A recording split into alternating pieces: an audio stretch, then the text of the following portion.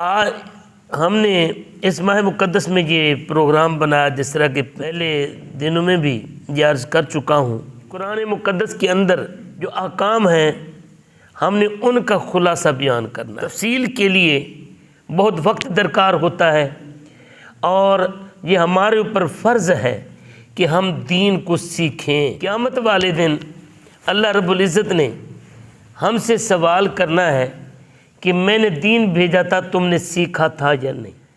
اور یہ عذر وہاں پر نہیں چلے گا کہ ہمیں پتہ نہیں تھا۔ قرآن جب موجود ہے سامنے، روزانہ پڑھتے بھی ہیں، نہیں پڑھتے گھر میں رکھا ہوا بھی ہے، اور ہمارے محلے میں علماء بھی ہیں، یہاں پر ہمارے پاس یہ دلیل نہیں بنے گی کہ جناب ہمیں پتہ نہیں تھا۔ پتہ نہیں تھا کیا تم نے سیکھنے کی کوشش کی؟ ہمارے پاس تو اتنا وقت نہیں ہوتا کہ جناب ہم کسی سے جا کر مسئلہ پوچھیں۔ عمر زیادہ ہو گئی، ہمیں شرم آتی ہے، ہمیں دنیا داری کے کاموں میں دنیا کے علم سیکھتے ہوئے ایم فل کر رہے ہیں، پی ایچ ڈی کر رہے ہیں، دنیا کی تعلیم کے اندر بڑی بڑی ہم آگے بڑھ رہے ہیں، لیکن اس میں ہمیں شرم محسوس نہیں ہوتی۔ شرم محسوس ہوتی ہے تو دین کی تعلیم اور دین کا علم حاصل کرتے ہوئے شرم آتی ہے۔ آج ہم نے سورہ بقرہ کی آیت مقدسہ نمبر 154، اللہ رب العزت ارشاد فرماتا ہے وَلَا تَقُولُوا لِمَنْ يُقْتَلُ فِي سَبِيلِ اللَّهِ أَمْوَاتٌ بَلْ أَحْيَاءٌ وَلَٰكِن لَّا تَشْعُرُونَ۔ اس آیت کے تحت جو حکم بیان کیا گیا ہے وہ ہم نے مختصراً سمجھنا ہے۔ سب سے پہلے تو اس آیت مقدسہ کے اندر یہ حکم ہے، اللہ پاک نے بیان فرمایا کہ شہید کو تم نے مردہ نہیں کہنا، شہید کو مردہ نہیں کہنا، اور پھر فرمایا بل احیاء ولکن لا تشعرون، شہید زندہ ہوتا ہے اگر اس کی گردن کٹی ہو، اگر اس کو پھانسی لگا دیا گیا ہو، اگر اس کو بم کے ذریعے اڑا کر اس کے جسم کے چیتڑے بھی کر دیے گئے ہوں، اللہ فرماتا ہے اسے تم نے مردہ نہیں کہنا۔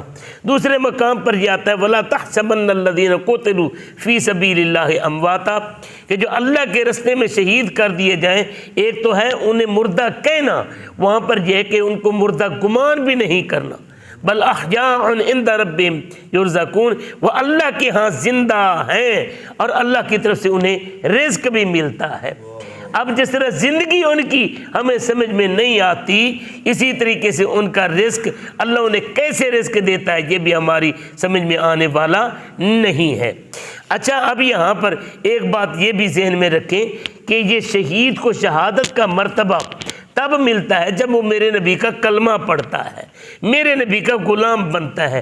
اب یہاں پر آپ ذرا تھوڑا سا اپنی عقل و فکر کے اوپر زور دیں کہ غلام کو ان کے کلمہ پڑھنے کی وجہ سے، ان کے رستے پر چلنے اور ان کے رستے پر مرنے کی وجہ سے اللہ زندگی عطا فرمائے تو خود نبی کیا مردہ ہو گئے؟ یہ ہمارے لیے لمحہ فکریہ ہے، لمحہ فکریہ ہے۔ یہاں پر آپ کہیں گے جی آپ نے کیا سے بات کر دی؟ نہیں، آئیے ذرا میں آپ کو حدیث پاک نبی کریم صلی اللہ علیہ وآلہ وسلم کی یہ عرض کرتا چلوں۔ میرے کریم آقا صلی اللہ علیہ وسلم نے ارشاد فرمایا ان اللہ حرم علی الارض ان تاکل اجساد الانبیاء، اللہ پاک نے زمین کے اوپر حرام قرار دے دیا ہے کہ نبیوں کے جسم کو وہ کھائے، زمین نبی کے جسم کو نہیں کھا سکتی۔ اور یہ بھی حدیث پاک میں آتا ہے انبیاء اپنی قبور کے اندر زندہ ہیں اور اللہ کی طرف سے انہیں رزق بھی دیا جاتا ہے۔ اب جس طرح زندگی ان کی ہمارے تصور میں نہیں آ سکتی، رزق بھی ان کا ہمارے تصور میں نہیں آ سکتا۔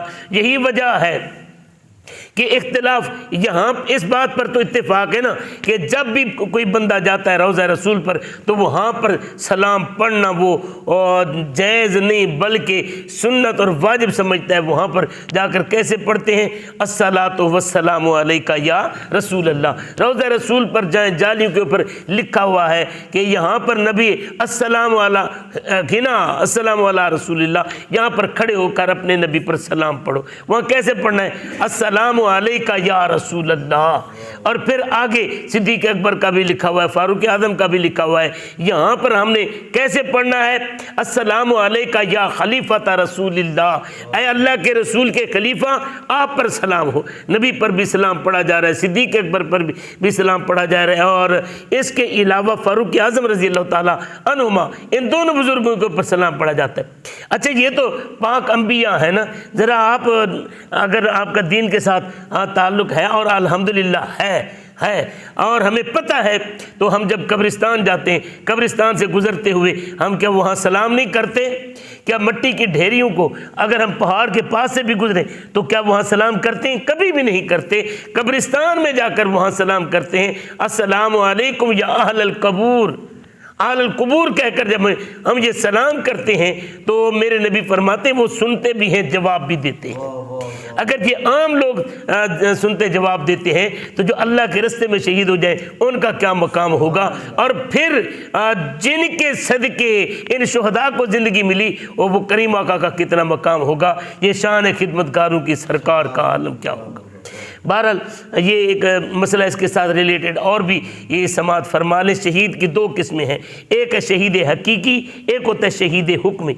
शहीद हकीकी वो होता है जो अल्लाह के रास्ते में लड़ता हुआ, जिहाद करता हुआ अपनी जान कुर्बान कर दे और अपनी गर्दन कटा दे, या गोली के ज़रिए, बम के ज़रिए उसे उड़ा दिया जाए, या फांसी के ज़रिए उसे शहीद कर दिया जाए दीन हक़ के एलाए कालिमतुल्लाह के लिए, तो उसे शहीद कहेंगे। और हुक्मी शहीद किसे कहते हैं?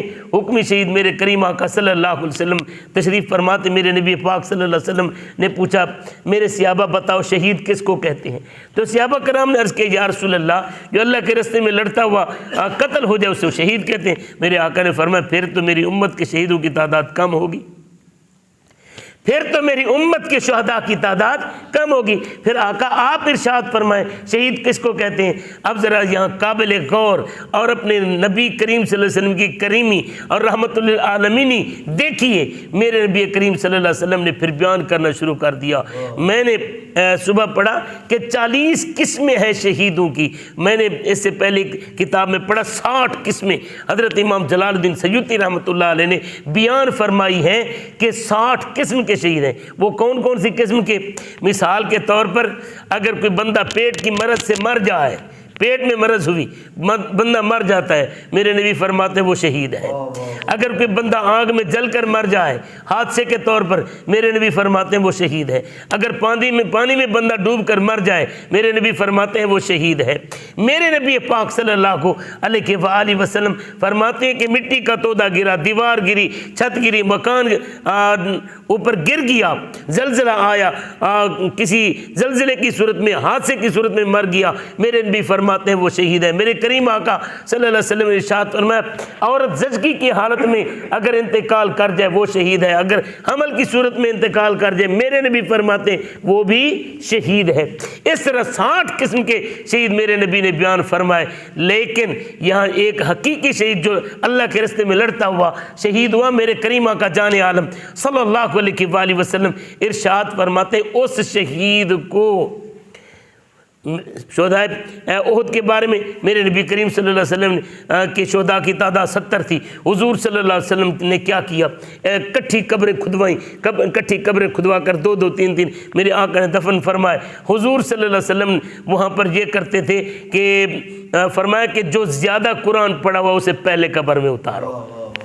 सुनने वाली बात है, जो ज़्यादा कुरान पढ़ा हुआ है उसे पहले कब्र में उतारो। मेरे नबी कुरान पढ़ने वाले को एजाज़ दे रहे हैं, शहीदों में भी, सहाबा में भी कुरान वाले को एजाज़ मेरे नबी ने दिया है। हमें कुरान पढ़ना चाहिए, कुरान को सीखना चाहिए, कुरान सिखाना चाहिए, अपनी नस्लों को देना चाहिए। अब वहाँ पर हुजूर सल्लल्लाहु अलैहि वसल्लम ने उन्हीं कपड़ों के साथ बग़ैर गुस्ल दिए, बग़ैर जनाजा पढ़े, मेरे नबी ने शोहदाए उहद को दफन फरमाया।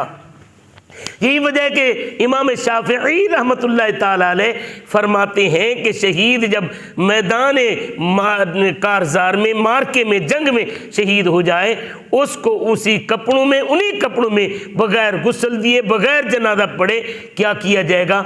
दफन कर दिया जाएगा।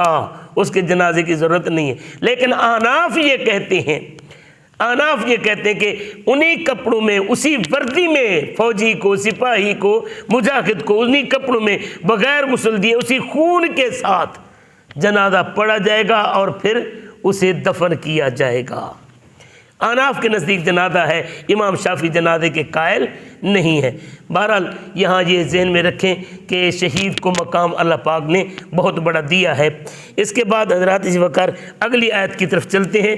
اگلی آیت مقدسہ یہ ہے ان الصفا والمروہ من شعائر اللہ فمن حج البیت او اعتمر فلا جناح علیہما ان یطوفا ومن تطوع خیرا فإن اللہ شاکر علیم۔ بڑی پیاری حدیث پاک ہے میرے کریم آقا جان عالم نبی مکرم شفیع معظم صلی اللہ علیہ وآلہ وسلم نے جو بیان فرمایا۔ کریم آقا صلی اللہ علیہ وآلہ وسلم فرماتے صفا اور مروہ دو پہاڑیاں ہیں۔ میرے نبی کریم صلی اللہ علیہ وسلم نے ارشاد فرمایا یہ صفا اور مروہ یہ اللہ کی نشانی میں سے نشانیاں ہیں، اللہ کی نشانی میں سے نشانیاں ہیں۔ اب یہاں پر اسلام سے پہلے کچھ لوگوں کا یہ طریقہ کار تھا، وہ کیا کرتے تھے، صفا کے اوپر اصاف نام کا بت رکھا ہوا تھا اور مروہ کے اوپر نیلا نام کا بت رکھا ہوا تھا۔ وہ کیا کرتے، دونوں بتوں کے پاس جاتے اور کبھی اس کے پاس جاتے کبھی اس کے پاس جاتے۔ جب نبی کریم صلی اللہ علیہ وسلم نے اعلان نبوت فرمایا، اسلام کو غلبہ ملا تو بت توڑ دیے گئے۔ اب بت توڑ دیے گئے تو مسلمانوں نے وہاں پر ساج کرنا وہ گناہ اور حرام سمجھا۔ اب اللہ رب العزت نے فرمایا کہ یہ صفا اور مروہ میری نشانیاں ہیں، اگر ان کے درمیان تم دوڑو تو کوئی گناہ تمہیں نہیں ہوگا، یہ کوئی شرک نہیں ہے۔ اب حضرات وقار یہاں پر صفا مروہ کے درمیان ساج کرنا یہ حج اور عمرے کے اندر یہ واجب ہے، حج اور عمرے کے اندر واجب ہے۔ یہاں پر ذرا 8 عمرے کے جو واجبات ہیں میں وہ ذرا عرض کر دیتا ہوں۔ ان میں ایک واجب جو ہے وہ صفا مروہ کے درمیان ساج کرنا بھی ہے۔ یہ میقات سے احرام باندھنا یہ عمرے کے لیے واجب ہے۔ طواف کے 4 چکروں کے بعد مزید 3 چکر لگانا، یہ بھی چکر کاٹنا، یہ بھی طواف کے لیے وہاں پر جانا شرک قرار دے دیا جائے۔ کتنی بڑی زیادتی ہے یار، کتنی بڑی زیادتی ہے۔ یہ آگے آئے گا انشاءاللہ، میں عرض کروں گا کہ مزارات کے اوپر جانا یہ نبی کریم صلی اللہ علیہ وسلم قبور کے اوپر جانا میرے نبی کریم صلی اللہ علیہ وسلم کی اور صحابہ کرام کی سنت مبارکہ ہے اور اس سے فائدہ ہوتا ہے۔ بہرحال یہ صفا مروہ کے ساج کا ذرا یہ طریقہ سن لیں۔ سب سے پہلے انسان جب یہ طواف کعبہ کر لیتا ہے اور نوافل جب پڑھ لیتا ہے مقام ابراہیم کے، تو سب سے پہلے صفا کی پہاڑی پر چڑھنا ہے۔ صفا کی پہاڑی پر بعض لوگ اوپر چوٹی کی طرف چلے جاتے ہیں جہاں پلر آج کل بنے ہوئے ہیں، وہاں پر نہیں پورا چڑھنا بلکہ جہاں سے کعبہ نظر آئے اتنا چڑھنا ہے اور وہاں پر کعبے کی طرف دیکھ کر دعا کرنی ہے اور پھر مروہ کی طرف جانا ہے۔ اگر مروہ سے آپ نے طواف شروع کیا، ساج شروع کیا تو آپ کا ساج صحیح نہیں ہوگا۔ صفا سے شروع کرنا ہے، مروہ تک جانا ہے، مروہ سے پھر صفا، اس طرح ایک ایک چکر آپ نے اس طرح 7 پورے کرنے ہیں۔ اور میلین اخضرین جو سبز پٹی وہاں پر لگی ہوئی ہے اس سبز پٹی کے اوپر دوڑنا یہ ہمارے لیے ضروری ہے۔ یہاں یہ بھی عرض کرتا چلوں کہ وہاں پر مرد دوڑے گا عورت نہیں دوڑے گی، وہ مرد دوڑے گا عورت نہیں دوڑے گی۔ وہاں جہاں عبادت ہے دوڑنا وہاں عورت کو دوڑنے کی اجازت نہیں ہے۔ تو کیا کرکٹ کی ٹیمیں جائز ہیں اور میراتھن ریسیں کیا یہ جائز ہیں؟ ہاں یہ کیا ہے؟ یہ سراسر اسلام کے خلاف ہے۔ اللہ پاک ہمیں سمجھنے اور دین کے اوپر عمل کرنے کی توفیق عطا فرمائے۔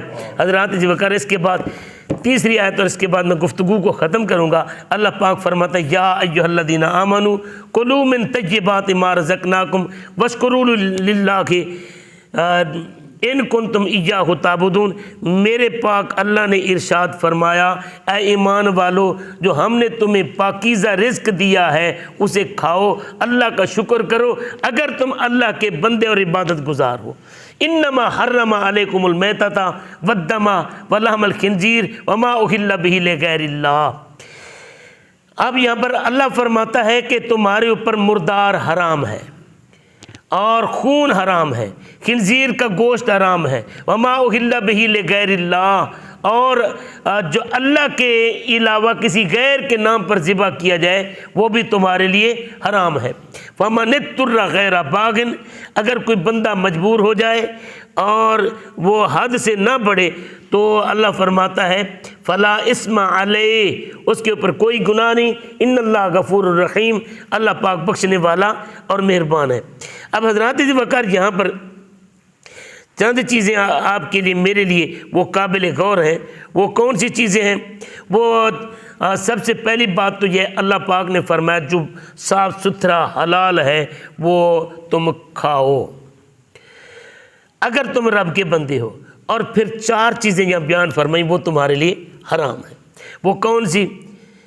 میتا، جو جانور ذبح کیے بغیر مر جائے اسے مردار کہتے ہیں، مردار کہتے ہیں، اس کا کھانا حرام ہے۔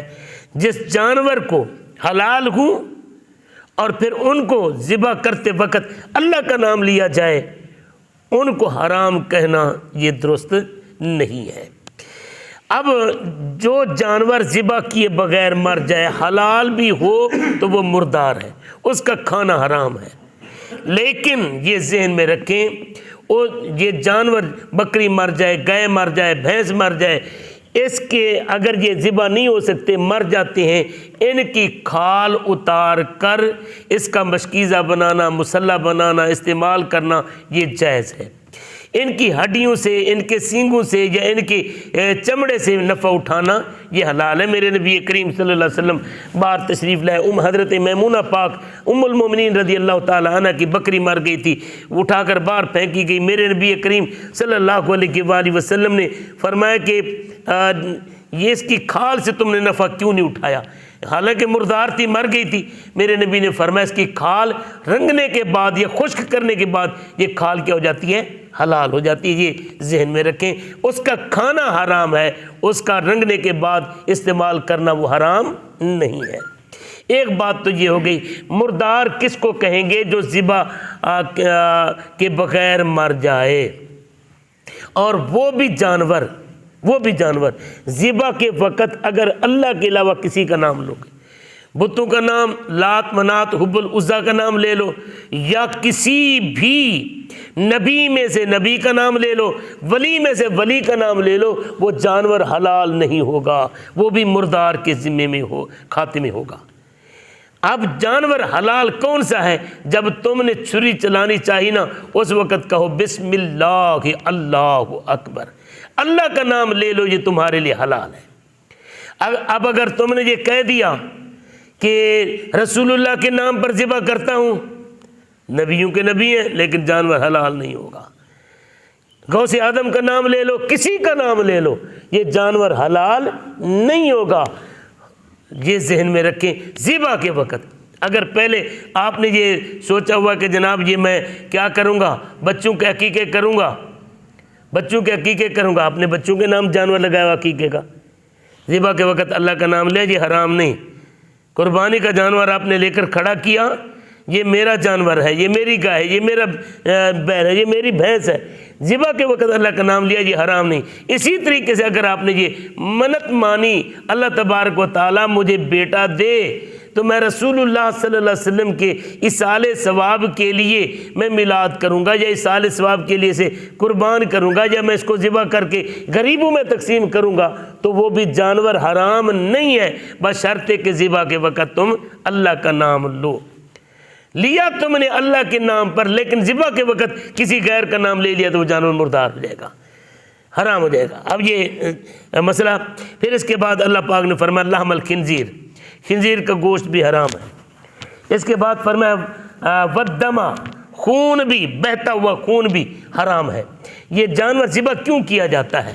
اس کی حکمت یہی ہے کہ یہ ان جانور کی رگوں میں جو خون چل رہا ہوتا ہے، بہہ رہا ہوتا ہے، اس کو نکالنا مقصود ہوتا ہے، اس کو نکالنا مقصود ہوتا ہے، اس لیے جانور ذبح کیا جاتا ہے۔ اب جانور کا خون جب نکل جائے پھر جانور حلال ہوتا ہے، اگر ذبح نہ کیا جائے خون اندر رہ جائے تو وہ جانور اسی لیے حرام اور مردار ہوتا ہے کہ اس کا خون اس کے اندر رہ گیا ہے۔ اب یہ خون بھی حرام ہے، مردار بھی حرام ہے، اور پھر اس کے بعد بیان فرمایا کہ خنزیر کا گوشت بھی حرام ہے، وما اہل بہ لغیر اللہ، اور وہ جانور جو ذبح کے وقت کسی غیر کا نام لیا گیا وہ بھی کیا ہے؟ حرام ہے۔ اب یہاں پر ایک اور حکم بیان فرمایا، وما اہل بہ فمن اضطر غیر باغ ولا عاد فلا اثم علیہ، بندہ مسافر ہے، سفر کر رہا ہے، یا پھر کوئی ایسا مسئلہ بن گیا کہ وہ مجبور ہے، اس کے لیے کھانے کے لیے کچھ بھی نہیں ہے، اگر وہ بندہ ان حرام چیز میں سے کوئی چیز مردار میں سے لے کر کھا لیتا ہے تو بشرطے کہ فقط جان بچانے کے لیے کھائے، اس کے اوپر کوئی گناہ نہیں ہے۔ یہاں پر ایک واقعہ امام جلال الدین سیوطی رحمۃ اللہ علیہ نے اور مختلف علماء نے لکھا ہے کہ ایک بزرگ نے حج کے لیے تیاری کی۔ اب حج کے لیے تیاری کر کے جب وہ جانے لگا تو اس نے سامان اکٹھا کیا ہوا تھا، زاد راہ اکٹھا کیا ہوا تھا۔ دل میں خیال آیا کہ یار یہ میں بچا کر رکھتا ہوں، رات گھر گزاروں گا، صبح چلا جاؤں گا۔ رات کو بھوک لگی تو کیونکہ پکایا کچھ نہیں تھا، بنایا کچھ نہیں تھا، ہمسائے کے گھر سے گوشت کی خوشبو آئی۔ وہ قریب والا ہمسایہ جو تھا وہ سادات گھرانے سے تعلق رکھتا تھا، آل رسول گھرانے سے تعلق رکھتا تھا۔ دل میں خیال ہے ان سے آج تھوڑا سا کھانا سالن مانگ کر میں گزارا کر لیتا ہوں، اللہ پوری کر دے گا۔ وہ وہاں سے قریب والے گھر گیا، کنڈی ایک کھٹکھٹائی، انہوں نے پوچھا کون ہے تو بتایا میں فلاں صاحب ہوں، آپ کا ہمسایہ ہوں، مجھے تھوڑا سا سالن دے دو، روٹی دے دو تاکہ میں آج گزارا کر لوں اور صبح میں نے حج پر چلے جانا ہے۔ انہوں نے کہا جی ہمارے گھر میں کچھ نہیں ہے۔ اس نے کہا جی آپ کے گھر سے تو گوشت کے پکنے کی خوشبو آ رہی ہے۔ انہوں نے کہا جی ٹھیک ہے خوشبو تو آ رہی ہے لیکن ہمارے لیے حلال ہے، تمہارے لیے حرام ہے۔ اس نے کہا تم بھی مسلمان ہو، میں بھی مسلمان ہوں، جو چیز میرے لیے حرام ہے تمہارے لیے کیوں حلال؟ جو تمہارے لیے حرام ہے حلال ہے، میرے لیے کیوں حرام؟ انہوں نے کہا یہ پردے داری کی بات ہوتی ہے، کسی کا راز رہنے دیتے ہیں۔ اس نے کہا نہیں، اگر پوچھا ہے تو میں پھر پوچھ کر ہی رہوں گا، مجھے بتاؤ۔ تو انہوں نے بتایا جی ہمارے گھر میں اصل میں کئی دن سے فاقے، مزدوری بھی نہیں ملی، کھانے کے لیے کہیں سے نہیں ملا، مانگے پر بھی ہمیں کہیں سے نہیں ملا۔ تو گھر والا بتاتا ہے میں جنگل میں گیا، وہاں پر مجھے مردار مرا ہوا ملا، وہاں سے میں گوشت کاٹ کر لایا تاکہ میرے بچے جو کئی دن سے بھوکے تھے میں ان کا ایندھن پیٹ کا پورا کر سکوں، وہ میں یہاں پر پکا رہا ہوں، وہ اپنے بچوں کو کھلا رہا ہوں۔ تو اس کے دل میں خیال ہے کہ میں مدینے جا کر مدینے والے کو کیا منہ دکھاؤں گا کہ میرے ہمسائے وہ بھی نبی کی آل کے، وہ حرام کھا رہے ہیں اور میں حج کرنے جا رہا ہوں۔ یہاں پر تو ہمارے ہاں روٹین ہی یہ ہے نا، آج ہم ناپ تول میں کمی کریں گے، ملاوٹ کریں گے، ہم پتہ نہیں کتنے غریبوں کا خون نوچیں گے، قیمت بڑھا دیں گے، رمضان شریف کا حیا نہیں کریں گے، پھر ہم آخری دن میں اعتکاف میں مدینے والے کی گنبد خضرا میں جا کر کریں گے۔ یہ کتنے دکھ کی بات ہے۔ وہ گیا جتنا بھی اس نے حج کا زادرہ بنایا ہوا تھا اٹھایا اور لا کر اسے دے دیا اور معافی بھی مانگی، یار مجھے معاف کر دینا، مجھے پتہ نہیں تھا کہ تمہارے گھر میں فاقے ہیں۔ وہ حج پر نہیں گیا۔ اب اس کے ساتھی چلے گئے، جب وہاں سے واپس آئے نا تو ایک ایک کر کے اس کے گھر آئے اور شکایت کرنے لگے کہ یار کتنے دکھ کی بات ہے، ہمارے ساتھ گیا نہیں، ہم سے پہلے وہاں پہنچ گیا، ہم سے کون سی غلطی ہوئی کہ ہمارے ساتھ نہیں گیا؟ اس نے کہا یار میں تو وہاں گیا ہی نہیں، مجھے معاف کر دو۔ وہ کہنے لگے نہیں، ایک بھی آیا، دوسرے بھی آیا، تیسرا بھی آیا۔ آخر اس نے کہا یار وجہ کیا ہے، تم مجھے کیوں تنگ کرتے ہو جب میں گیا نہیں؟ تو انہوں نے کہا اللہ کی قسم ہم نے دیکھا ہے وہاں پر، ہم نے دیکھا وہاں پر آپ خانہ کعبے میں بھی ہم سے آگے تھے، مقام ابراہیم پر، حجر اسود کے بوسے پر، صفا مروہ پر، اور ہم نے مینا مزدلفہ عرفات میں تمہیں ہر جگہ پر دیکھا ہے، کون سی نیکی کی ہے؟ تو وہاں پر امام جلال الدین سیوطی نے لکھا ہے کہ ایک بندے نے خواب میں دیکھا دو فرشتے باتیں کر رہے ہیں کہ سب کے حج رب نے رد کر دے مگر اس کا حج قبول کر لیا ہے۔ اس سے پوچھنے آ گیا بتاؤ وجہ کیا ہے؟ اس نے کہا جی میں تو حج پر کیا نہیں پھر بھی بتا تو صحیح۔ تو اس نے کہا اگر رب نے میرا حج قبول کیا ہے تو اس کی وجہ یہ ہے کہ میں نے اپنے بھوکے ہمسائے کو کھانا کھلایا ہے، میں نے اس کی بھوک کو مٹھایا، حج کو چھوڑ دیا، اس کے فاقے کو میں نے ختم کیا ہے۔ اللہ پاک نے بغیر حج کیے مجھے حج مقبول کا ثواب عطا فرما دیا ہے۔ تو یہاں پر یہ ہمارے لیے یہ لمحہ فکریہ ہے کہ اگر ہم یہ کریں اور ہم ہمسایوں کا خیال کر لیں تو اللہ پاک ہمیں یہاں پر بھی حج کا ثواب عطا فرما دے گا۔ اللہ پاک ہمارے صغیرہ کبیرہ گناہ معاف فرمائے اور دین کو سمجھنے کی توفیق عطا فرمائے۔